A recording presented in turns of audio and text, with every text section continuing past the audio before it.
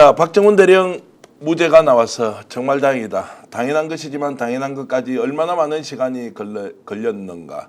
그리고 그 과정에서 수없이 많은 사람들이 헌신적으로 노력을 했다. 그래서 무죄를 받았다.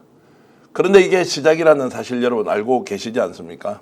우리가 반드시 짚어야 할 것은 그 배후에 누가 있으며 그리고 그것을 실행한 과정에서 수없이 많은 사람들이 범법자가 되었던 그 중심에는 윤석열과 김건희가 있다라는 것 지울 수 없습니다. 오늘은 박정훈 대령 사건과 관련해서 헌신적으로 활동하고 계신 우리 김규현 변호사 그리고 더불어민주당의 김준혁 의원을 모시고 이 내용 박정훈의 무죄가 끝이 아니다. 윤석열 김건희 개입 꼭 밝힌다라는 내용으로 고소의 전략 시작하겠습니다. 자, 두 분 어서 오십시오. 예. 안녕하십니까. 안녕하세요. 자, 먼저 김규현 변호사께 좀 여쭤보면 자, 천만다행이다. 예. 사필 규정이다. 이제 이렇게 생각할 수 있는데 너무나 당연한데 엄청난 시간이 걸렸습니다. 그렇습니다. 총평 한번 해주시면 어떻습니까?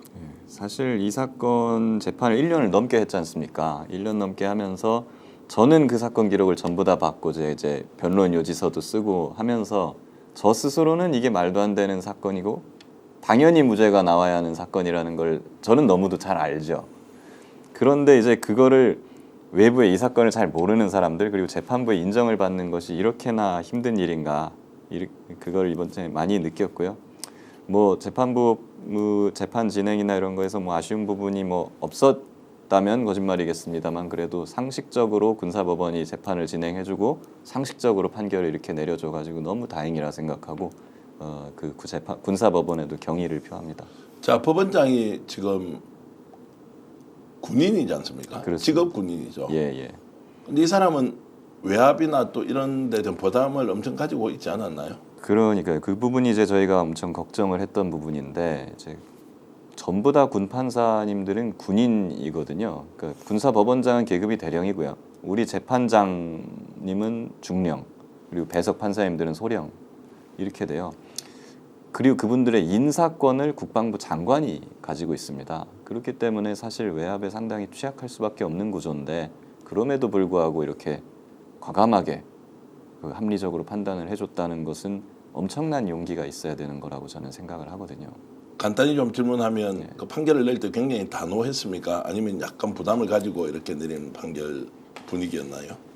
굉장히 단호했습니다. 아, 굉장히 단호했다. 판결문을 읽어보면요. 굉장히 군검찰의 어떤 대통령 경로나 이런 외압에 대한 부실 수사를 지적하는 부분도 있고요. 군검사가 공소권을 남용한 걸로 의심이 된다라는 말까지 했고요. 그리고 김계환 사령관의 어떤 그 위로부터의 박정훈 대령한테 수사 외압, 그 이첩 보류 명령, 중단 명령 이것이 위법하다라는 것까지 다 짚어냈어요. 저는 사실은 이렇게 생각했어요. 이 사건을 무죄를 판결하는 방법은 두 가지가 있습니다. 하나는 박 대령한테 명령이 있었는지가 자체가 불분명하다라는 식으로 무죄를 할 수가 있고요. 왜냐하면 명령이 없었으니까 사실. 그리고 두 번째는 그 명령은 위법한 명령이기 때문에 항명죄가 되지 않는다. 이렇게 무죄를 쓰는 방법이 있는데 저는 첫 번째 명령이 있었는지가 불분명하다까지만 하고 뭐 명령의 위법성이나 이런 거는 따지지 않는 방식으로 좀 완곡하게 무죄를 쓸 거라고 예상을 했는데 명령의 위법성까지 아주 명시적으로 판단을 해버렸죠. 그렇기 때문에 이건 굉장히 용기 있는 판결입니다. 자, 혹시 이런 이제 판결이 불법 계엄에 대해서 군인들이 적극적으로 나서지 않고 경호처에서 지금 뭐 윤석열 체포하려 가는데 아 이거 위법 부당한 것은 이제 응하지 않을 수 있다. 이제 이런 것 명령 체계가 워낙 그 강고한 이런 조직에서 무죄 판결 내린다라고 하는 것은 이제 세상이 바뀐 겁니까? 아니면 뭐 다른 이유로 좀 설명할 수 있습니까? 글쎄 뭐 여러 가지로 해석될 수는 있겠지만 뭐 기본적으로 정의가 살아있다라고 하는 것, 진실이 승리한다라고 하는 것을 보여주는 대목이라고 할 수 있고요.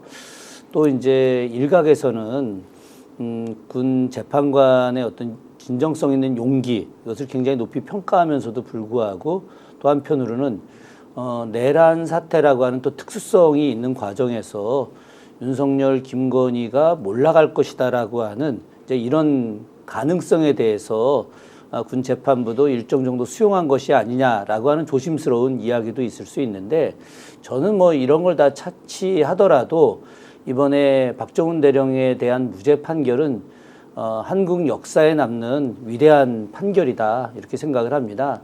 과거 군의 판결들 특히 뭐 의미 있는 판결들도 많이 있었겠지만 유신 시대라든가 아니면 전두환 노태우 군사정권 시절에 어떤 군에서 일어났던 많은 사건들에 있어서 진실과 관계없이 억울한 판결들이 실제 존재했었는데 윤석열 치하에서 오히려 박정희 전두환 노태우 시대보다 더 극악하다라는 이야기가 많이 있었는데 이런 상황 속에서도 이렇게 진실을 드러내는 판결은 굉장히 저는 역사에 남을 판결이다라고 생각을 합니다. 자, 근데 이제 군인이라는 특수한 신분 때문에 이 사람들이 국방부 장관 또는 뭐 다른 사람으로부터 불이익을 받는다거나 이럴 우려가 있지는 않습니까? 저는 판사들이. 뭐 충분히 그럴 수도 있다고 하지만은 이분들은 기본적으로 이제 법조인들이지 않습니까? 그러니까 군인이면서 동시에 법조인이란 말이죠. 오늘 그 나온 뉴스 중에 하나가 대통령실의 경호처에 군 법무관이 많은 그 경호처에 있는 분들한테 지금 부당한 명령을 따르는 것은 잘못이다. 그렇기 때문에 이 부당한 명령을 따르지 말아야 된다라고 말씀을 하셨다는 거죠. 경호처에 있는 군 법무관이 그렇게 이야기를 했는데 이것이 저는 내일이든 혹은 모레든 이번 주에 있을 공수처의 2차 이런 그 체포 작전에 있어서 엄청난 영향을 줄 거라고 생각하는데 군 법무관이 그만큼 진실된 용기를 갖고 있다라고 하는 것이죠. 이걸 보자면은 지금 박정훈 대령에게 무죄 판결을 내리게 했던 이 판사분들도 군인으로서 혹시 불이익을 당할 수도 있다고 생각하지만 그러나 법조인이 갖고 있는 진실에 대한 부분들을 더 우선시 여긴 것이다. 그런 측면에서 저는 그 판사님에 대해서 굉장히 높이 평가하고 나중에 글쎄 지금 뭐 제가 만날 수 있는 상황은 못 되지만 언젠간 전역하시지 않겠습니까? 전역하시고 변호인으로 활동을 하게 됐을 때 굉장히 의미 있는 변호인으로 역할을 할 것이다라고 생각해서 그때 가서 꼭 한번 만나볼 생각입니다. 알겠습니다. 자, 박정훈 대령 지금 이제 무죄 받았으니까 업무에 복귀했습니까? 아니요, 그냥 보직 해임 상태가 계속 유지되고 있습니다. 왜 그렇습니까? 그 부분은요. 무죄가 됐으면 이제 업무 복귀를 해야 되는 게 우리의 상식인데. 그것이 당연하죠. 예. 당연한 것인데 뭐 일단 오늘 국방부 검찰단에서 항소를 했습니다. 예. 예, 그리고 항소는 이제 민간법원 서울고등법원에서 진행이 되겠습니다만 아마 국방부에서는 재판이 그래도 3세판이니까 3심까지 한번 가봐야 되지 않겠냐 이런 논리로 이제 여기 미적거릴 수도 있는 것이고요. 한데 일단 보통 1심에서 무죄가 나오면은 그 정도면 어느 정도 이 사람의 무고함이 소명된 걸로 봐가지고 사실 보직 해임도 취소를 하고 복직을 시키는 게 일반적으로는 맞는 것일 겁니다. 그런데 이제 여러 가지 뭐 국방부 내부의 알력이라든가 뭐 이런 것 때문에 아마 결정을 하지 못하고 있는 걸로 보입니다. 근데 너무한 거 아니에요? 자, 군사법원에서 무죄가 났는데 서울고등법원으로 가면 당연히 무죄가 나고 오히려 더 적나라하게 드러날 것 같은데. 그렇죠. 거기 가면은 한 500% 무죄가 나오죠. 그러니까 외압의 실체도 이제 밝혀야 될 거고 예. 자료 요청하면 당연히 법원에서 야, 그 당시에 용산 어떻게 했느냐, 자료 다 가지고 온나, 경로, 그리고 경로의 배우는 누구냐 이렇게 이제 나올 텐데 예. 그럼에도 불구하고 군 검찰이 이렇게 항소를 무모하게 한 이유는 뭐라고 봅니까? 그 군검사님들은요 일반적인 군검사로 보면 안 됩니다. 왜냐하면 일반적인 뭐 검찰에서 무죄 나오면 항소할 수도 있죠. 예, 일반적인 사건에서 그렇게 하고 2심에서 뭐 뒤집힐 수도 있죠. 그렇지만 이 사건은 그렇지가 않고 왜 그렇지 않으냐? 이 사건을 수사하고 기소한 그 군검사분들은 범법 행위를 저질렀어요. 어떤 걸 저질렀느냐? 박정훈 대령에 대한 구속영장을 청구했었다가 기각이 되지 않았습니까? 2023년에 그때 그 구속영장 청구서에 허위 사실이 기재가 되어 있습니다. 허위의 내용, 박정훈 대령이 하지도 않은 말, 사건 관계인이 하지도 않은 말을 거기에 적어놔갖고 도주 우려, 증거인멸 우려가 있으니까 구속해야 된다 이렇게 써놨거든요. 이게 나중에 재판 과정에서 우리가 확인을 해보니까 다 허위인 거예요. 그래서 그 말을 했다는 사건 관계인 증인한테 우리가 물어봤더니 이런 말 했습니까? 안 했대요, 자기는. 그래가지고 저희가 그 군검사들 고발을 했습니다. 허위 공문서 작성죄 그리고 이제 불법 감금 미수죄 이렇게 했는데 그래서 그 국방부 조사본부에서 그 군검사들을 수사하고 있어요. 그러니까 이 사람들은 형사 피의자들이죠. 그러니까 저는 이 사람들은 정상적인 군검사가 아니기 때문에 직무를 배제시키고 정상적인 군검사들로 하여금 새로 사건을 검토하게 해야 된다. 그럼 항소 포기할 수밖에 없을 것이다. 이렇게 얘기를 했는데 아마 그걸 받아들이지 않은 것으로 보이고 그 군검사들이 계속 이 사건을 맡고 있는 것 같습니다. 그렇다면 그 사람들 입장에서는 자기들이 살려면 무조건 항소하고 상고할 수밖에 없는 거예요. 그래요? 예. 최종적으로 더 심한 결과가 나오더라도 일단 본인들이 일단 살려면 그렇게 할 수밖에 자, 없죠. 윤석열 때문에 어쩔 수 없이 가담했다고 칩시다. 그것도 100번 양보해서 위법, 부당한 행위에 가담을 했다. 근데 어쩔 수 없이 가담한 것은 정상 참작이 될 만한데 1심에서 무죄가 났는데 이거를 정말로 항소까지 이제 한다라고 하는 것은 이제 적극적으로 개입하겠다, 불법을 인정하지 않겠다고 하면 정말로 국회나 이런 데서 불러내 가지고 뭔가 질책을 하고 또 이 사람들이 명확하게 법적 처벌을 받을 수 있도록 오히려 강제해야 하는 거 아니야 이런 생각이 좀 드는데요. 당연하죠. 저는 제가 이제 이 중앙지역 군사법원에서 나온 판결문을 다 네. 출력해 갖고 좀 읽어보고 왔어요. 저도 뭐 계속 관심 갖고 있었지만 그래도 이제 내용을 좀 더 정확하게 좀 보고 오는 것도 좀 필요하고 해서 그래서 보니까 이제 그 연모 소령이 이제 기소 공판 담당했고 김모 중령이 공판을 이제 담당을 했는데 저는 이분들이 지옥행 열차를 탔다 이런 생각을 합니다. 이분들이 만약에 본인들이 살거나 혹은 가족들을 위해서 살기 위해서는 사실은 양심 선언을 했어야 되는 겁니다. 네. 자신들이 외압을 받았다. 그래서 어쩔 수 없이 이렇게 했는데 이 부분에 대해서 박정훈 대령과 또 최수근 해병에 대한 가족들 모두에게 대해서 진심으로 사과드린다라고 하고 국민들에게 사과를 했어야 맞는 거죠. 그럼에도 불구하고 이 사람들이 다시 항소를 했다?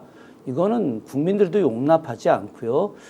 지금 오늘도 저희들이 이제 의원총회가 있었고 그 전에 이제 여러 의원들끼리 모여서 이 문제를 이야기를 했었습니다. 그래서 이 문제와 관련해서는 국방위에서 좀 세게 이 사람들 불러서 이야기를 해야 되는 것이 아니냐 뭐 이런 논의들이 좀 있었는데 아마도 국방위 차원에서 좀 더 강도 높은 그런 모임 좀 소환이 있지 않을까 그런 생각을 좀 합니다. 근데 의원님 보시기에는 이제 이 사람들이 자기 확신에 의해서 하는 행동입니까? 아니면 매우 정치적으로 결국 지금 이 정권에서 시키는 대로 따라 했는데 불법인 줄 알면서도 뭐 이거 뭐 2판 4판 뭐 정치판인데 내가 이렇게 그냥 가겠다라고 무모하게 밀어붙이는 것이냐?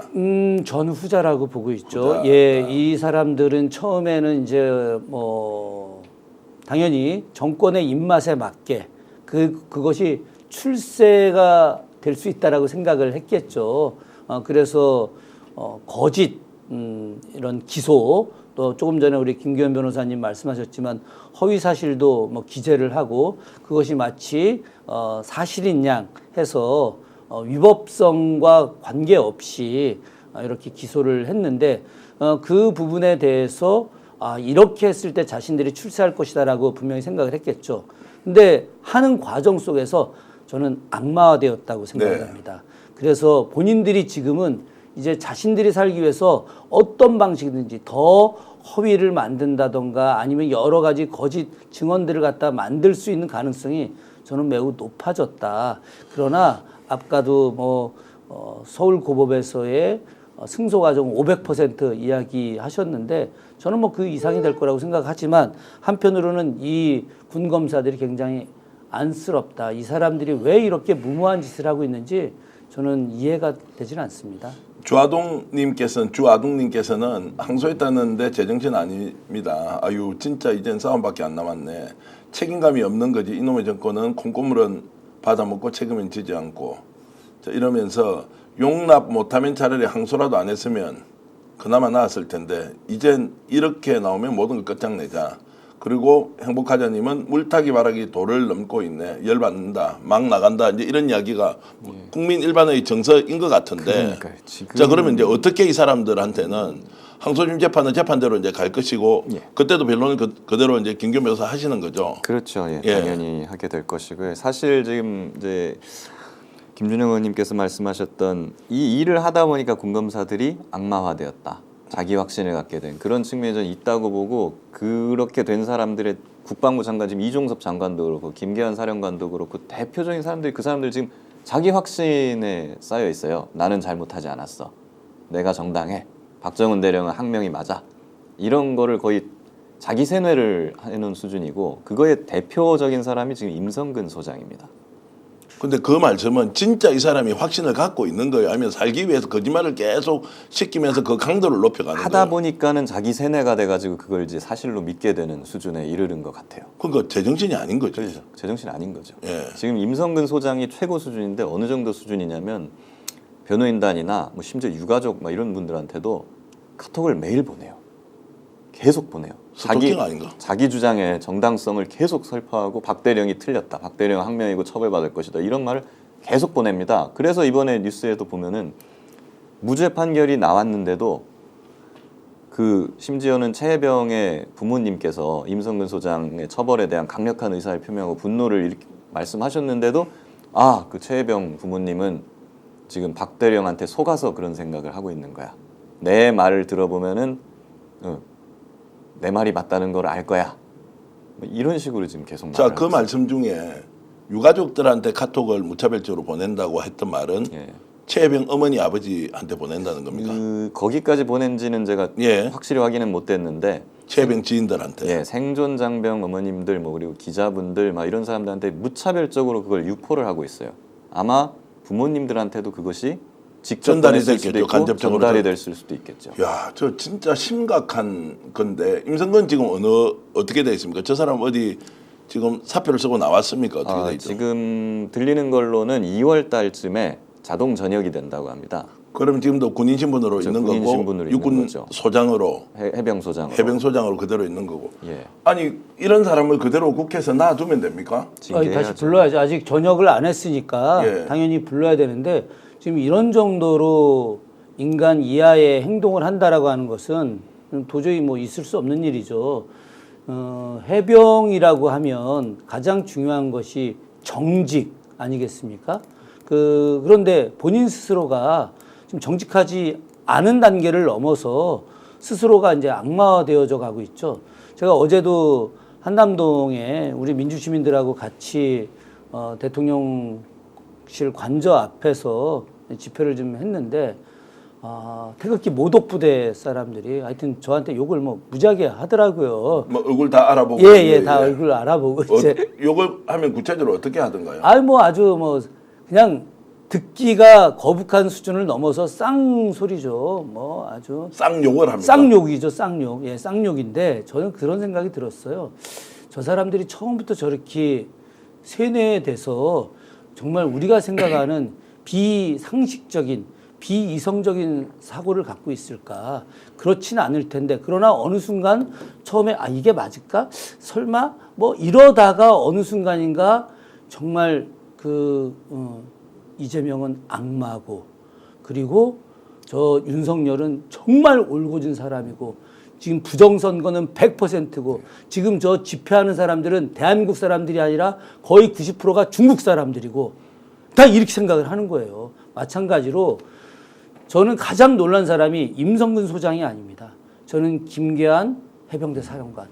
김계한 해병대 사령관은 처음에 박정훈 대령을 보호하려고 하는 듯한 역할을 했었고 그런 측면에서 이 스픽스에서도 김종대 전 의원께서 그렇게 김계한이 의미 있는 사람이다라고 칭찬과 격려도 하지 않았습니까? 그런데 지금 눈빛 보십시오. 그 눈빛이 어떻습니까? 지금 박정훈 대령에 대한 분노, 박정훈 대령에 대한 악마화, 그리고 자기 자신이 엄청나게 의미 있는 일, 항명이 맞다라고 이야기하고 있는 거 아니겠습니까? 저는 그것이 어느 순간 자신도 모르는 사이에 스스로가 올바르다라고 하는 착각과 악마화되어져 갔다 생각합니다. 자, 그래서 이제 이 사람들이 이런 행동을 하면 우리가 이제 상식적으로 이해 못하는 극우주의자들이 행동을 하면서 전혀 말도 안 되는 뭐 비건한 여로 예수천국, 불신지옥 뭐 이런 거 가지고 종교적 편향성이 엄청 심한 사람처럼 자 갈 것이냐, 아니면 법적 단죄를 통해서 이 사람들 정신 차리게 해줄 수 있는 방법은 없겠느냐, 또는 공익제보자처럼 조금 전에 김준혁 의원이 말씀하신 것처럼 이제 실체적 진실을 밝히고 용서를 구하고 처벌을 좀 경감받는 방법은 없겠느냐. 지금 현재 이 사람들의 동향을 보면 어떻게 나올 것 같습니까? 그런 사람들 중에 뭐 개과천선을 하고 사실은 내가 이제는 진실을 밝히겠다라고 하면은 뭐 그나마 그건 다행이라고 볼 수도 있겠습니다만 저는 그럴 가능성은 높지 않게 보고 있습니다. 그리고 사실 임성근 소장 같은 경우에는 지금 최혜병 순직에도 책임이 있지만 이 무차별적으로 자기 주장이나 뭐 의견 이런 것들 기자들한테 그리고 뭐 유가족이나 변호인단 이런 데다 유포하는 행위는 허가받지 않았잖아요. 박정훈 대령은 그 허가받지 않고 인터뷰를 했다 그래가지고 그걸로 징계를 받았습니다. 예. 네. 임성근 소장 지금 무차별적으로 이렇게 언론에다가 자기 주장을 막 퍼뜨리고 있는데 그것도 군인 신분으로. 네. 예. 이 징계 안 합니까? 전역 다음 달에 하기 전에 빨리 징계를 해야 된다는 입장이고요. 그리고 다른 국방부나 김기환 사령관 같은 이제 해병대 관계자들도 지금 허위 사실을 지금 계속 퍼뜨리고 권력에 굴복해가지고 위증을 하고 그런 책임들이 다 있는 겁니다. 이들에 대한 수사가 지금 원래 공수처에서 1년 3개월째 지금 진행되고 있었는데 사실 진척이 별달리 없었고 그리고 공수처가 지금 내란 수사로 완전히 옮겨가면서 할 여력도 지금 없는 상태입니다. 그래서 이거를 제대로 수사해서 진실을 밝히려면 역시 특검밖에 없습니다. 특검밖에 없다. 이제 곧 예. 특검이 좀 있다 하고. 그러면 김선호 지금 이제 장관 직무대행 국방부 차관은 이 문제 알 거 아닙니까? 저렇게 무차별적으로 카톡을 보내고 있다라고 하는 것은 징계 사유인데, 그리고 스토킹이 될 수도 있고. 근데 이 사람에 대해서 혹시 김선호 차관은 이 문제를 제대로 다루어서 좀 조치를 하겠다 이런 생각이 없는 사람입니까? 글쎄요. 그것까지는 정확히 알 수는 없지만 최근에 국방부 차관이 나름 그 이 내란 사태를 수습하려고 하는 그런 중립적인 의지는 좀 보이고 있다. 그런 판단들은 좀 하고 있는데, 글쎄 이 문제와 관련해서 우리 민주당 국방위원들이 강하게 문제 제기를 하게 됐을 때 아마도 임성근 전 사단장에 대해서 제대를 유보시킬 수 있을 거다. 예. 예, 저는 지금 제대 유보라는 건 이제 직무 정지 시켜버리면. 그렇죠. 예. 그러니까 지금도 현재는 이제 보직 해임이 돼 있는 상태이기 예, 예. 때문에 역할은 하진 못하고 있지만 저는 제대를 갖다가 유보를 시킨 상태에서 다시 그 문제와 관련된 지금 이제 김기현 변호사님이 말씀하셨던 이 문제에 대해서 정확하게 진상조사하고 그리고 징계를 주고 그 과정에서 나중에 이제 불명예 전역을 시키는 것이 전 올바르다. 왜 그러느냐? 한 개인으로 봐서는 해병대에서 소장, 즉 이제 장군까지 올라가는 과정에서 굉장히 많은 어려움이 있었을 수도 있었겠죠. 그런데 그 장군이라고 한다면은 명예를 지켜야 되고, 그리고 특히나 장군들이 해야 될 가장 중요한 것은 바로 아랫사람에 대한 따스한 배려, 그것이 절대적으로 필요하거든요. 그런데 자신이 살겠다고 장군으로서의 역할을 포기한 사람이거든요. 아니, 포기가 아니라 오히려 아랫사람을 죽이려고 한 거 아니겠습니까? 그러면 이런 사람들이 정말 그냥 안정되게 전역을 한다고 한다면 대한민국 군 기강은 사라지는 겁니다. 네. 그러면 이 수많은 군인들이 잘못을 저지러도 그것이 문제가 되지 않는다고 한다면 얼마나 많은 부정부패 행위들이 군에서 존재하겠습니까? 그러면 대한민국 군이 망가지는 거예요. 망가지면 안보에도 문제가 생기고 그것이 국민에게 피해가 가게 되거든요. 그렇기 때문에 이런 사람들에게 불명예 강제 전역을 시킴으로써 소위 말해서 패가 망신을 하게 해야만이 다시는 이런 군인이 나오지 않게 많은 군인들이 각성할 수 있다고 저는 생각합니다. 자, 민주당에서 지금 이제 의원을 하고 계시니까 국방위 소속 의원한테 꼭 두 가지를 좀 얘기를 해주시면 좋겠다. 첫 번째는 지금 임성근이 저렇게 하고 있는 행위에 대해서 징계 사유가 된다. 빨리 조치를 하라고 김선호 차관한테 얘기해야 될 것이고, 두 번째는 김선호 국방부 장관 직무대행 차관이 왜 임성근 지금 복귀 안 시키느냐. 이걸 소송을 통해서 다시 복귀시킨다는 것도 말이 안 된다. 1심에서 무죄가 나왔는데 왜 복귀를 시키지 않느냐. 예. 이 부분은 반드시 민주당 차원에서 좀 다뤄줘야 한다라는 생각이 들고요. 예. 자, 그럼에도 불구하고 지금 이제 소송이 하나 더 진행 중이지 않습니까? 그렇습니다. 이게 직무복귀와 관련된 소송, 이거 어떤 내용입니까? 네, 이제 무죄인데 왜 복귀를 안 시키냐고요. 그러니까 보직해임을 당하셨고 보직해임을 당한 직후에 저희가 수원지방법원에다가 행정소송을 했습니다. 근데 그 행정소송이 1년 넘게 첫 기일도 안 잡혔어요 지금. 네. 기일도 안 잡힌 채 그냥 저희가 뭘 내도 감감무소식입니다. 왜 그렇습니까? 그 행정부에서 답을 안 합니다. 아마 그래서 처음에는 이 사건을 먼저 보겠다. 형사 사건 지금 이제 무죄가 나는지 뭐 유죄가 나는지 항명 사건을 경과를 한번 보고 나서 자기들이 결정을 하겠다라고 한 걸로 보여져요. 그래서 이제 무죄가 났으니까 1심에서 그러면 이 정도 됐으면 수원지방법원 행정부에서도 답을 해야 되지 않겠는가 하는 저희 입장입니다. 이제 기일을 열고 그 보직해임에 대해서 심의를 하고 취소 결정을 해주셔야죠. 그래서 복직을 할 수 있게 자, 하죠. IBH님께서도 국방차관 박대령 제자리 보내야 한다. 국방부 차관이 박대령 제자리 보내야 한다. 이런 의견 주셨는데 행정법원이 지금 정권의 영향을 많이 받습니까? 판사들이 하고 또 행정 같은 경우에는 보직과 관련된 부분이 그네 일반적인 형사 민사 소송보다 좀 빨리 끝나는 게 보통이지 않습니까? 그렇죠. 그런데도 하지 않는 거는 그러면 행정법원조차 윤석열의 눈치를 보고 있다. 아니 당연히 그래 왔던 거죠. 예. 눈치를 보고 왔다. 예, 눈치를 이제 저는 보고 왔다고 생각을 하고 특히나 이 부분은 전 국민의 관심이 굉장히 높았던 단순하게 한 해병의 죽음이 아니라 한 해병의 항명 사건이 아니라 바로 윤석열 정부의 치부를 드러낸 특히나 대통령의 부인이라고 하는 김건희와 밀접하게 연결되어 있었던 부분이기 때문에 네. 이 국민이 다 바라보고 있으니 사법부가 오히려 이것을 갖다가 이제 접근해서 자기들이 직접 이렇게 진행을 하게 됐을 때 본인들한테 굉장히 좀 어려움이 있을 수 있다고 판단해서 직무를 갖다가 안 한 거죠.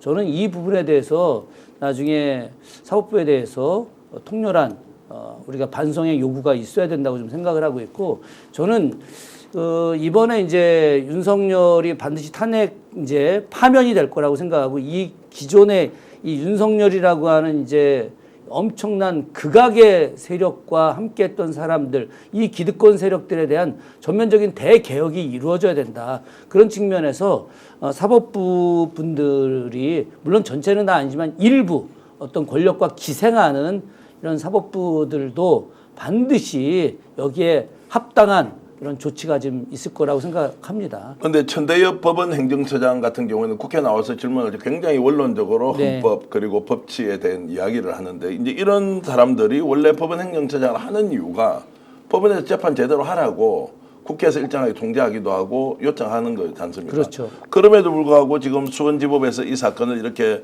미루는 것은 너무나 상식 밖이다라는 생각이 듭니다. 그런데 이제 상식 밖이 맞지만 참 대한민국이라고 하는 나라가 전 세계에서 가장 민주적으로 발전한 나라이긴 하지만 그러나 기득권들과 유착관계가 있거나 혹은 자신들 스스로가 기득권화되어 있는 그런 사람들이 많이 있지 않습니까? 그런 측면에서 우리가 향판이라는 말이 존재하고 있잖아요.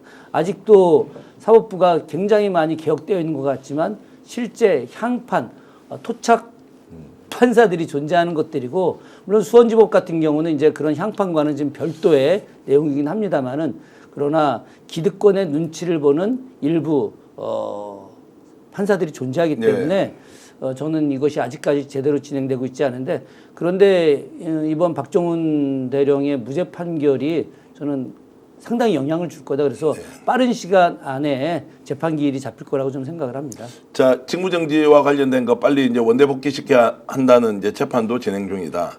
그러면 제가 이제 변호사님께 질문을 드리면 대구지검에서 지금 수사하고 있지 않습니까? 그렇습니다. 자, 이 수사에도 이제 영향을 좀 미친다. 대구지검에서 수사하고 있는 내용이 뭔지 지금 또 어느 정도 영향을 미칠지 그거 좀 말씀 좀 이 해주세요. 관련된 수사가 크게 투 트랙입니다. 예. 최혜병 순직, 그러니까 최혜병의 사망 사건과 관련된 책임을 묻는 책임자들에 대한 임성근이라든가 뭐 이제 여단장, 대대장 이런 사람들의 책임을 묻는 수사는 대구지검에서 지금 진행이 되고 있습니다.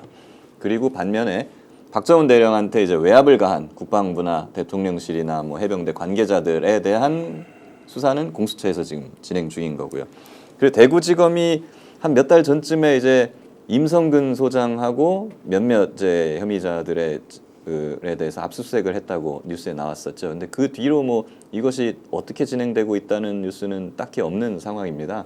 그래서 이 부분에 대해서도 이번에 박정훈 대령 무죄 판결로 인해서 박정훈 대령이 그 임성근 이하 책임자들을 혐의자로 특정을 해가지고 경찰에 이첩한 것이 옳은 결정이었다는 게 드러난 겁니다. 그렇기 때문에 대구지검에서는 이거를 이제 더 이상 경북경찰청에서는 이제 그 권력의 눈치를 엄청나게 보는 듯하면서 이제 결국 임성근한테 그 면죄부를 주지 않았습니까? 근데 이제 대구지검에서는 소신 있게 이거를 이제 제대로 수사를 해가지고 기소를 빨리 했으면 좋겠다. 예. 네, 솔직히 할 것 같습니까? 아직까지는 모르겠습니다. 그래서 저희가 대구지검에 그 박정훈 대령의 무죄 판결문하고 그리고 임성근 소장이 재밌는 것이 박정훈 대령의 항명군사법원 요 사건은 자기랑은 상관없는 재판이죠. 임성근 소장하고는. 근데 네. 그 군사법원에 임성근 소장이 막 의견서니 무슨 자료니 이런 걸 굉장히 많이 보냅니다. 자기는 정당하고 박정훈 대령은 항명을 했으니까 박정훈 대령 유죄 판결이 나야 된다면서 계속 참견하는 자료를 보내요. 저희가 지금까지는 가만히 있었는데 저희도 그러면 임성근 소장이 수사를 받고 있는 대구지검에다가 좀 참견을 해볼까 해요. 어떻게 해요? 저희의 의견을 예, 보내는 예. 거죠. 예. 임성근 소장이 계속 보내온 자료나 이런 것들이 막 100페이지가 넘습니다. 근데 보면은 사람이 말을 하다 보면은 또 꼬이기도 하고 그러지 않습니까? 근데 임성근 소장이 자기를 변호하는 자료를 엄청나게 많이 보내는데 제가 그냥 언뜻 보더라도 말이 안 되는 것들이 거기 꽤 많이 있습니다. 네. 자기 발목을 자기가 잡는 그런 것들도 좀 보이고요. 네, 그런 것들. 누구 조력을 받는 것 같습니까? 그 뭐 아는 뭐 사촌 중에 예, 뭐 검찰 공무원도 있다고. 사촌 동생이 현직 검사인데요. 예, 거기에 조력도 분명히 받는 것 같고 임성근 소장 본인 스스로도 이 아까 제가 말씀드렸지만 약간 자기 확신에 차 있다고 지금 말씀드렸잖아요. 이렇기 때문에 하루 종일 그냥 그런 글만 쓰는 것 같아요. 예. 이번에 윤석열 통해서 대한민국 검찰이 정말 이런 수준이다. 선택적으로 수사하기도 하고 선택적 기소 그리고 봐줄 사람 정치적 외압을 받아서 무제한으로 사건을 뒤로 미루는 것. 야 이게 이제 너무 심각해서 저는 지금 50몇 년 동안 어떻게 살았는지 모르겠어요. 이 정도는 아닐 거라고 생각했는데 87년 이후에 어떻습니까? 검찰이 지금 이런 부분에 대해서 꼼짝도 안 하고 있다. 그냥 지켜보고 눈치만 살피겠다. 이게 말이 안 되지 않습니까? 이제 우리가 유신 시절에 육법당이라는 말이 있었죠. 육법당, 육군사관학교, 서울법대. 그 서울법대는 곧 검사와 판사를 의미하는 것이죠. 유신 시절, 전두환 노태우 시절에는 검사들이 굉장히 큰 권력을 갖고 있었음에도 불구하고 육사 출신의 권력자들 밑에서 기생을 했었죠. 그러다가 노태우 시절에 박철원 검사가 소위 말해서 황태자가 되면서부터 시작해서 검사들이 이제 육사를 밀어내고 바로 권력의 중심으로 들어서게 된 것이고 지금은 더 강하게 검사들이 모든 것들을 좌지우지하는 그런 세상이 되어버렸지 않았습니까? 그런데 화무심의롱이라고 아무리 예쁜 꽃도 열흘을 못 가는 것이고 권력도 건불 10년이라고 10년을 못 가는데 이들이 지금까지 근 80년 동안 권력을 장악해 왔습니다. 아니 더 심하게 치자면 1910년부터죠. 왜 그러냐면 당시 일제가 나라를 뺏고 나서부터 시작해서 그때 검사들 바로 조선인 검사들이 권력을 잡고 시작했으니까 100년이 넘게 된 거 아니겠습니까? 그러나 이제 이들의 권력은 다 이제 망가질 때가 됐다. 왜 그러느냐? 우리 국민들이 이런 무도한 검사들에 대해서 이제 더 이상 용납하지 않는다. 그렇기 때문에 바로 검찰 해체 혹은 검찰 대개혁 이렇게 이야기하고 있지 않습니까? 이런 부분들이 저는 굉장히 앞으로 전 사회 대개혁 이후에 나타날 것이라고 보고 하나만 더 좀 말씀을 좀 드리자면 약간 좀 다른 차원인데 저는 박정훈 대령이 역사에 남을 큰 역할을 했다라고 하는 것들 이 잘못된 군의 부당한 명령을 갖다가 거부하는 것들이 얼마나 중요한 역사 발전의 의미를 담겨져 있는 것인지 하나의 예를 좀 들자면은 이영희 선생님이 예전에 네. 역정이라고 하는 책, 물론 이제 이영희 선생님 대화에도 네, 뭐 예. 나와 있습니다만은 본인이 이제 군대 장교 시절에 명령을 받고 설악산 신흥사를 불태우러 갔다가 그 부당한 명령을 거부해서 안 태웠죠. 그리고 오대산 상원사도 안 태웠습니다. 만약에 그때 그 명령을 받아서 그 절대를 불태웠다면 어떻게 됐겠습니까? 그 많은 유적들이 다 사라졌겠죠. 지금 이름 기억 못하지만은 당시 공군 그 조종사 분께서 대위였었는데 그분이 해인사를 폭격하라고 하는 명을 받았는데 폭격하러 가다가 해인사인 걸 알고 그 부당한 명령을 거부했죠. 그래서 해인사가 살아남아서 세계 문화에서 됐습니다. 물론 그분은 항명죄로다가 나중에 전역을 하게 됐지만 그럼에도 불구하고 그분이 했던 일이 저는 우리 역사를 빛나게 하는 일이 됐다. 전 마찬가지로 지금 현재 군에 계신 분들이나 아니면 앞으로 군에 갈 분들이라든가 그리고 지금 대통령 경호실에 있는 그 사람들이 부당한 명령을 거부하는 것이 항명이 아니라 바로 이 나라를 지키는 일이라고 하는 것을 다시 한번 말씀드리고 싶습니다. 자, 이 나라를 지키는 것이 아니라 국가를 대개조하는데 정말로 주인공이 될 수 있다 이런 네, 생각도 맞습니다. 들고요. 댓글로 많은 분들이 의견 주시는데 파솔님은 징글징글합니다 이런 말씀 주셨고 이매너리님께서는 모든 게 검찰 때문이다. 검찰 해체가 답이다. 검찰 해체하면 국힘 해체된다. 언론도 해결된다. 사법도 해결된다. 모든 게 해결된다. 이번에 반드시 해야 한다. 라고 이제 국민들의 바람 그리고 의지, 열망이 어느 때보다 높은데 검찰 문제 반드시 민주당은 해결할 거죠. 아유, 저희는 검찰 뭐 조직 그대로 두느냐 안 두느냐 이런 거 보면 나라를 정말로 엉망진창 만든 만약에 거는 다음에 민주당이 정권을 잡았는데 예. 현재와 같은 검찰 체제를 유지한다라고 한다면 그거는 대한민국의 발전을 포기하는 거나 마찬가지입니다. 저는 민주적 의지를 갖고 있는 검사분들도 굉장히 많이 있다고 생각을 하지만 그러나 우리가 너무 많이 알고 있지 않습니까? 검찰이 기소권, 불기소권 자기들이 다 갖고 있잖아요. 수사권 다 갖고 있지 않습니까? 그러다 보니까 악한 자를 죄 주지 않고 그것을 빼돌리는 이런 사람들 이게 기소하는 것보다 더 악한 일들 아니겠습니까? 이런 것들을 갖다가 원천적으로 차단한 일을 이미 다 준비되어 있으니까 이것을 시행하면 되는 거거든요. 좀 기대해 주셔도 좋을 것 같습니다. 걱정 안 해도 되겠죠. 예. 혹시 또 가서 이제 검찰 그래도 필요한 거 아니냐라면서 적당하게 또 상호 조정하면서 그대로 존치시키고 이럴 일 없는 거죠. 글쎄 제가 21대와 22대가 얼마나 다르다라고 이야기하는 것이 적절할지 모르겠지만 22대 민주당 의원들 결기가 대단합니다. 가장 앞장서서 어쨌든 그 일을 주도할 것이라고 저는 믿겠습니다. 김규 변호사 검사 출신이시고 그렇죠. 막상 이제 바깥에 나와서 활동하면서 검사가 갖고 있는 이 속성 그리고 지금 현재 국가를 전체적으로 수사와 기소권을 가지고 좌지우지하는 거 보시면서 검찰 해체가 답이다 이런 생각을 하십니까? 저는 내부에서도 그걸 받고 예. 밖에 나와서도 당연히 그것을 좀 느끼고 있습니다. 이게 검찰 제도라는 것 자체가 너무 많은 권력을 갖게 되면 당연히 썩을 수밖에 없는 것이거든요. 그거를 이제 정상화시켜야 될 필요성은 당연히 있는 것이고 이전 정부 때 이제 그 검찰 개혁을 얘기를 하다가 또 검사들이 갑자기 막 적폐 수사니 뭐니 이런 걸로 막 하기 시작하니까 이제 거기에 대해서 못 했었잖아요. 이번에는 사람은 사람이고 제도는 제도입니다. 뭐 좋은 검사가 뭐 있다고 해가지고 개혁을 안 해도 된다 뭐 이건 말이 안 되는 소리고 원래 민주주의라는 것은 사람을 믿지 못하기 때문에 제도를 만드는 거거든요. 그러니까 사람이 좋든 나쁘든 그거랑은 상관없이 권력은 나눠야 되고 네. 비대해지거나 부패한 권력은 해체하는 게 맞는 겁니다.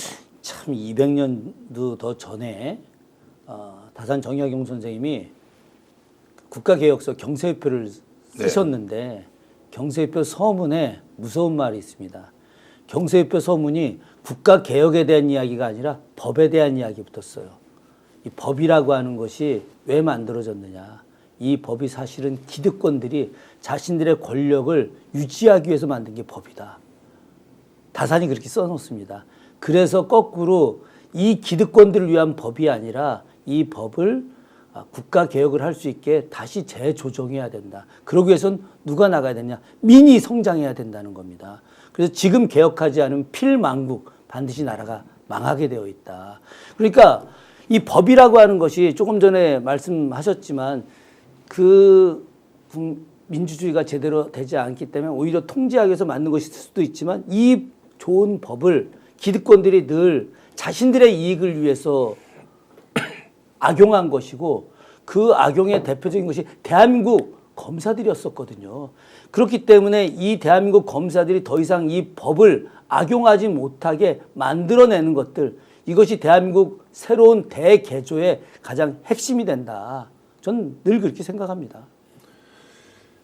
검찰제도 뭐 법치 이런 게 저는 다른 한편으로는 지금도 기득권에게 너무나 유리한 것이 지금 법과 제도가 기득권에는 더 많은 기회를 주고 오히려 그렇지 않은 사람은 기회를 갖지 못하는 것이기 때문에 그조차도 불평등한데 이걸 악용해서 오로지 자신들만을 위해서 쓰고 있는 이 법과 제도에 대한 부분은 매우 심각하게 저는 이제 생각을 하고 있습니다. 자, 그러면 이제 검찰 제도의 개혁 방향으로 우리가 얘기를 하면 어떻게 해야 됩니까? 해체도 있고 그다음에 수사권 조정이라는 문제도 있고 아예 수사와 기소를 분리해서 기소청으로 가자는 것도 있고 아예 조직을 다른 걸로 만들자는 것도 있는데 김기현 변호사가 생각하는 개혁의 기본 방향은 어떻습니까? 아예 해체를 해버리면은 근데 기소를 할 사람이 있긴 있어야 되잖아요. 예, 그러니까 이제 뭐 그 사람이 있긴 있어야겠죠. 그러니까 뭐 공소청을 따로 만들든 뭐 그런 거 기소청을 하든 공소청을 그렇죠. 하든 뭐 어쨌거나 지금 문제는 수사, 기소, 재판 이걸로 이어가는 일련의 흐름 속에서 장난질을 못하게, 부패하지 못하게 만드는 게 핵심이거든요. 네. 그렇다면은 검찰은 지금까지 뭐 수사도 다 자기들이 다 하고 기소도 자기들이 다 하고 불기소도 자기들이 다 했는데 그거를 좀 많이 나눠 가지고 기소 부분만 전담을 하는 쪽으로 하고 최소한도의 뭐 그렇다면 이제 경찰이나 뭐 이런 다른 수사기관들이 수사를 하게 될 거잖아요.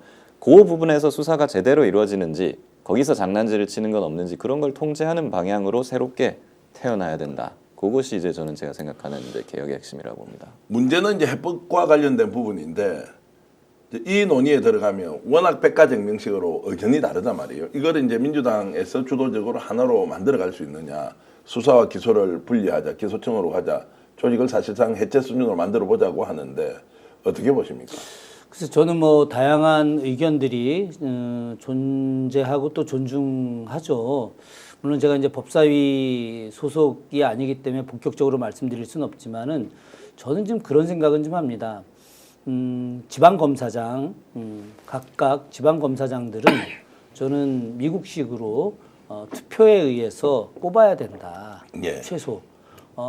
지금 이제 이 검찰개혁이 이제 기소청으로 가느냐, 공소청으로 가느냐, 뭐 검경 수사권 분리 이런 것들 당연히 해야 될 일이지만 기본적으로 좀 큰 틀에서 시민들이 투표를 통해서 검사장을 이제 선발을 하게 되고 지금 이제 도지사를 선발하듯이 혹은 교육감을 선발하듯이 이렇게 했을 때 그 밑에 나머지 이제 인사권을 이제 주게 되는 거고 그 사이에 또 이제 인사교류가 있으면 되는데 시민들이 딱 검사장을 뽑게 됐을 때 이 검사장이 다음을 위해서 시민들의 압력 때문에 지금과 같은 정말 무례배한 도대체 말도 안 되는 그런 악행이라고 표현하기까지는 그렇지만 그러나 자신들의 기득권을 위한 그런 잘못된 행태는 저지르지 못할 것이다. 네. 그런데 왜 이걸 왜 안 하느냐. 사실 저는 그 지난번 검찰 개혁 때도 제가 일관되게 시민들한테 이제 무대에 올라가서 검찰 개혁을 부르짖으면서 이 내용을 계속 이야기했었습니다. 저는 당시 문재인 정부가 왜 검찰 개혁을 제대로 하지 못했는지 그 점에 대해서 정말 전 좀 먼저 반성을 좀 요구하기도 하지만 또 저희들도 지금 계승한 민주당 국회의원들이 그걸 제대로 못한 것도 반성하고 또 사과도 드리면서 앞으로는 이 문제와 관련해서 정말 제대로 된 그런 검찰 개혁을 좀 할 필요가 있다. 그러면 전 충분히 가능하다고 봅니다. 충분히 가능하다. 네. 정말로 검사를 직접 뽑는다면 너무 좋을 것 같은데 물론 이제 대검 검찰총장은 어떻게 하는 또 이 문제는 좀 약간 변론으로 우리가 검찰총장도 뽑고 지방검사장도 뽑아야죠. 예. 그렇게 됐을 때 저는 여러 논의들이 있을 수 있습니다. 지방 검사장들 사이에서 한 명을 검찰총장의 어떤 형식으로 겸직하게 하는 방법도 있을 수 있고, 그런 측면에서 검찰총장 자체가 저는 만약에 이제 대법원으로 올라가는 과정에서 고검이라든가 아니면 그 대검 이 부분들을 갖다가 합리적 조정할 수 있는 여러 제도는 존재하는 것이거든요. 그런 측면에서 저는 시민들에 의해서 선출된 검사장이 반드시 존재해야 된다. 이것이 검찰 대개혁에 있어서 핵심이 되어야 한다라고 생각을 지금 합니다. 현재 민주당의 분위기로 보면 상당히 이제 소장 개혁파 쪽에 계신 분인데 김준혁 예, 의원님은 전체적으로 분위기로 보면 정말로 국민들이 직접 검사장을 뽑자라는 것까지 민주당이 갈 수는 있겠습니까? 글쎄, 그건 이제 저처럼 좀 그 몇 분들이 좀 주장을 하고 있는 것이고, 아직 그 안까지 논의들은 네. 지금 아직은 안 나오고 있는 것 같은데, 계속해서 저는 뭐 강력하게 내부에서 이제 불을 지필 생각입니다. 예. 어떻습니까? 검사장까지 직접 뽑자. 그 부분에 대해서는 좀 세부적인 논의를 많이 해야 된다고 생각을 해요. 저도 기본적인 틀에서는 선출제로 하는 거에 대해서 찬성을 하는데, 이게 또 처음에 부작용이 있을 수도 있거든요. 네. 왜냐하면 이제 더 정치적인 검사장들이 만약에 네. 이제 들어오게 되면은 우리나라는 또 지역주의가 심하잖아요. 그럼 이제 영남 지역의 검사장, 이제 호남 지역의 검사장, 뭐 어떤 사람들이 될 것이냐 하는 문제가 있고, 이제 그럼 상대 정파에 대해서 오히려 더 가혹해지는 지거나 아니면 자기랑 그 같은 편에 속한 정파에 대해서는 수사를 제대로 과연 할 것이냐라고 우려하시는 부분도 있거든요. 과연 이제 그런 부분에 대해서 좀 보완할 수 있는 방안까지 좀 합리적으로 논의를 해가지고 결정하면 되지 않을까. 저는 개인적으로 이제 좀 더 파격적이고 혁신적인 방식으로 국가를 대개조할 수 있다면 그 길이 약간의 우리가 시행착오를 겪는다 하더라도 훨씬 더 좋다. 지방자치제도를 처음에 도입할 때 김대중 대통령이 하느냐 맞느냐 지방의원들한테 뭘 맡기냐 했는데, 그것이 대한민국을 발전시키는 기폭제가 된 게 사실이고, 국민이 결국 권력의 주인이면 권력이 국민과 가장 가깝게 있는 것이 선출직의 기본 원리이고, 거기에 권력을 가진 사람은 임명직보다는 저는 선출직이 낫다는 생각이 좀 더 강하게 드는데, 어찌됐든 이 논의는 지켜보도록 하고요. 김규명 변호사한테 이제 여쭤보고 싶은 것은, 지금 이제 박정훈 대령과 관련된 이 건은 자 항소심은 한 몇 개월 정도 걸립니까? 이것도 좀 재촉하면 빨리 끝날 수 있는 거 아닌가요? 항소심에서 이제 뭘 하느냐에 좀 달려 있죠. 예. 사실 항소한 거에 대해서 오히려 잘 됐다고 생각도 지금 많이 들고 있는 것이, 1심에서 저희가 못한 것들이 좀 있어요. 대통령실에 대한 어떤 자료 제출 요구라든가 이런 것들 많이 못했고요. 그리고 대통령 경로나 이런 수사 외압과 관련해 가지고 김계한 사령관이라든가 뭐 이제 국방부 관계자들이 공수처에 가서 진술해 놓은 공수처의 수사 기록들이 있습니다. 이거를 확인을 못했어요. 공수처가 제출을 요청은 거부해서. 안 했습니까? 아니면 공수처가 했죠. 주질 않았습니까? 했는데 공수처가 주지를 않았습니다. 근데 이제 왜 안 줬느냐? 이건 거부할 수가 없는 거거든요. 1심 군사법원에서 제출 명령까지 했는데 그 명령을 거부했어요. 공수처가. 사실 이것은 위법한 겁니다. 위법입니까? 예. 그래서 이렇게 되면은 판사가 할 수 있는 방법은 직권으로 자기가 압수영장을 발부해서 그걸 들고 공수처에 가서 내놔 해서 가지고 오는 거죠. 그걸 해달라고 군사법원에 요청했는데 군사법원은 그거는 조금 부담스러워하고 예. 하지 않았어요. 2심에서는 그거에 대해서 강력하게 저희가 다 요청을 해가지고 그 자료들을 반드시 확보해서 국민들 앞에 보여드릴 겁니다. 근데 갑자기 이게 오버랩 되는 게, 오동훈 공수처장이 지금은 윤석열 체포하겠다고 국회에 나와서 막 국민의힘 의원들을 질타 또는 막 비판을 하면서까지 하는데, 이런 거는 왜 이 사람이 제공을 하지 않았죠? 공수처장이 판단하면 되는 거 아닌가요? 그건 예, 공수처장이 판단하면 되는 것입니다. 예. 심지어 제출 명령이 나오면은 응해야 되는 거죠. 예. 근데 그 응하지 않은 이유를 저희가 알 수가 없고 이해가 안 돼요. 아, 그래도 뭐 이해 못하는 그 이유가 뭔지 추측은 할 거 아닙니까? 윤석열 눈치 보기입니까? 저희는 모르죠. 눈치를 보는 것인지 뭐 그렇게밖에 생각할 수 없죠. 아니 평론가는 뭐 안 보이지만 우리가 평론을 하는 건데, 큰 오동훈은 그러면은 케이스 바이 케이스 경우에 아니, 따라서 색깔 바꿔버리는 겁니까? 그렇죠. 아니, 공수처장이란 자리가 장관급 자리지 않습니까? 예. 정치적 그 관계에 있는 사람입니다. 아주 철저하게 대쪽 검사 혹은 대쪽 판사가 아니에요. 가인 김병로 같은 사람이 아닙니다. 그렇기 때문에 이분도 철저하게 나름대로 정치적 역학관계 속에서 출세지향적이었던 것도 사실이죠.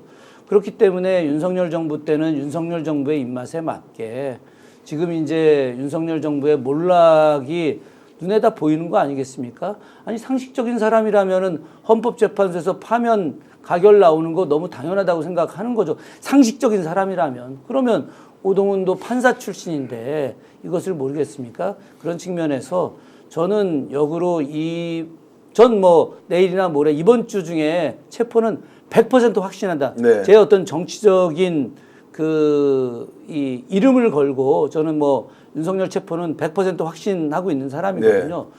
그러면 오동훈이라고 하는 공수처장의 위상은 더 올라갈 것이라고 생각하고 있고 이 사람이 이제 그 차기 정부 구성된 상황 속에서 오히려 개혁적 모습으로 변신할 수 있다. 그러면 말씀하신 자료도 저는 공개해 줄 거다. 이런 생각을 또 합니다.